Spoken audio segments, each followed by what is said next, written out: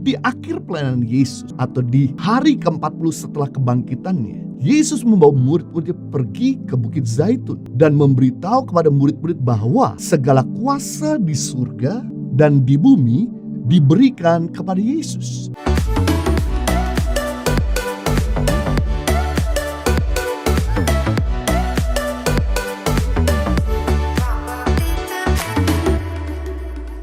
Baik, kalau kita semua senang dengan sebuah judul khotbah, saya mau sampaikan dengan tema Perintah Agung. Saya mengajak kita untuk melihat firman Tuhan di dalam Matius pasal 28 ayat 18 sampai 20. Yesus mendekati mereka dan berkata, "Kepadaku telah diberikan segala kuasa di sorga dan di bumi. Karena itu pergilah, jadikanlah semua bangsa muridku dan baptislah mereka dalam nama Bapa dan Anak dan Roh Kudus. Dan ajarlah mereka melakukan segala sesuatu yang telah kuperintahkan kepadamu, dan ketahuilah, aku menyertai kamu senantiasa sampai akhir zaman."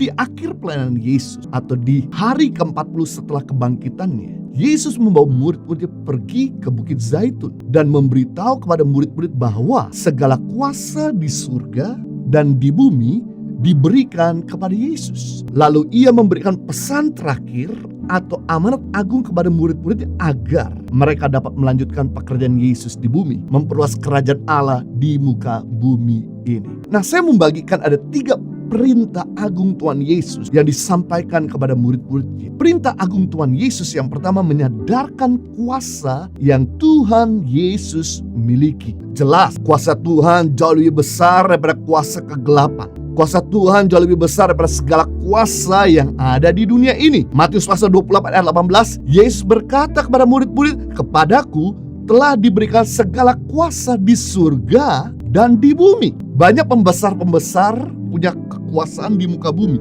tetapi belum tentu dia punya kekuasaan di surga. Berbeda dengan Tuhan Yesus, dia punya kekuasaan bukan cuma ada di bumi, tapi dia juga punya kekuasaan di surga.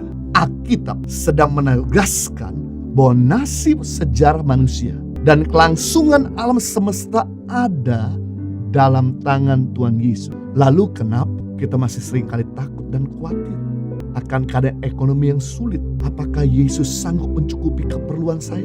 Dengan kata lain, kita sedang membandingkan kuasa Tuhan Yesus dengan persoalan ekonomi yang terjadi. Atau mungkin Anda berkata, "Saya punya penyakit, tidak ada harapan lagi untuk sembuh."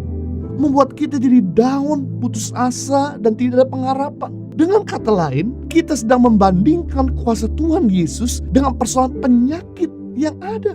Atau mungkin Anda berkata, "Suami saya kasar sekali, keras kepala. Entahlah dia bisa berubah atau tidak." Dengan kata lain, kita sedang membandingkan kuasa Tuhan Yesus dengan kekerasan atau kekasaran suami. Atau mungkin Anda berkata, "Rumah tangga saya sedang goncang. Saya nggak tahu apakah bisa dipulihkan atau tidak." Berarti dengan kata lain, kita sedang membandingkan kuasa Tuhan Yesus dengan persoalan hidup yang sedang memberatkan keadaan kita. Ingat satu kepastian, engkau boleh meragukan Tuhan, engkau boleh tidak percaya kepada Tuhan, sebaliknya engkau boleh tidak mengakui Tuhan, tetapi yang pasti segala kuasa di surga dan di bumi diserahkan kepada Tuhan Yesus Kristus. Dengan kata lain, Yesus tidak perlu suatu pengakuan dari siapapun untuk membuktikan kuasanya yang dahsyat. Saudara mau percaya tidak percaya akan Yesus, saudara mau kutuk Yesus, saudara mau hujat Yesus, Anda mau memuji Tuhan, Yesus tetap Tuhan. Kenapa? Karena segala kuasa di bumi dan di surga telah diserahkan Bapa ke dalam tangannya. Berarti selama kita berjalan bersama dengan Yesus, kita gak perlu meragukan kuasanya yang dahsyat. Kita gak perlu khawatir dengan apapun juga. Segala penyakit Dia sanggup sembuhkan, segala kekurangan Dia sanggup cukupi, segala persoalan Dia sanggup selesaikan, segala kelemahan Dia sanggup kuatkan, segala kesesakan Dia sanggup hiburkan, segala permohonan dan doa Dia sanggup beri. Yesaya 59 ayat 1, "Sesungguhnya tangan Tuhan tidak kurang panjang untuk menyelamatkan, dan pendengarannya tidak kurang tajam untuk mendengar." Dia mampu untuk mendengar sekalipun kita di tempat yang terkecil, sekalipun kita di tempat tersembunyi, dan tangannya sanggup untuk menolong kita. Namun jika Dia tidak sembuhkan, tidak cukup, atau tidak kabulkan doa-doa kita, atau tidak selesaikan segala persoalan kita, bukan berarti Tuhan tidak mampu menolong kita, atau Tuhan tinggal diam. Yang pasti Dia sedang mempersiapkan rencana yang indah bagi kita. Jawaban dari Tuhan itu selalu ada 3. Yang pertama, yes, langsung diberikan, langsung dikasih, instan dijawab, instan dikabulkan. Ini yang paling kita sukai. Tapi jawaban dari Tuhan tidak selalu yes. Ada yang kedua, yaitu tunggu. Belum waktunya, nanti pasti ada waktu Tuhan. Yang terbaik Dia akan berikan buat kita.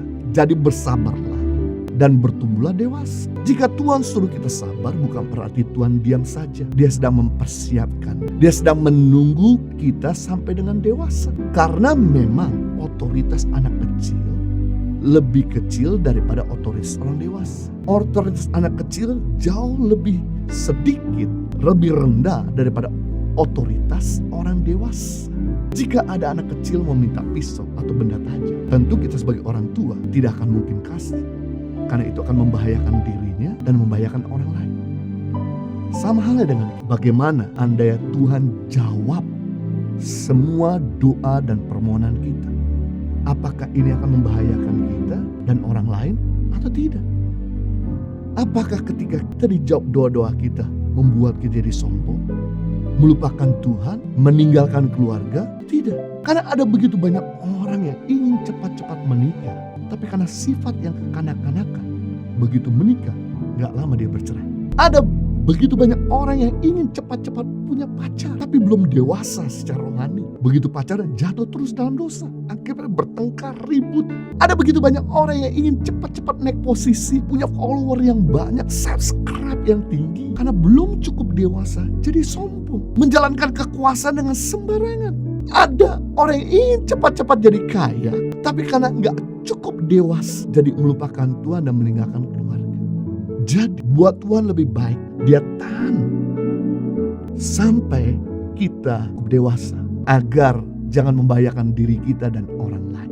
Bersyukurlah Tuhan itu baik buat kita dan buat masa depan kita dan buat semuanya.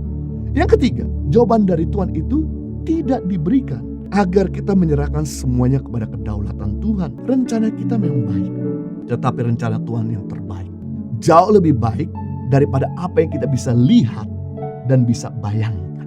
Tuhan Yesus memberi teladan di dalam doanya di Taman Getsemani, di mana Dia menginginkan agar kehendaknya terjadi, agar salib dan penderitaan pergi. Tapi yang menarik, Dia kembalikan kepada kehendak Bapa. Bukan kehendakku yang jadi, biarlah kehendakku, sampai 3 kali. Satu-satu doa Yesus tidak dijawab oleh Bapa di surga di Taman Getsemani. Tapi Yesus tidak kecewa.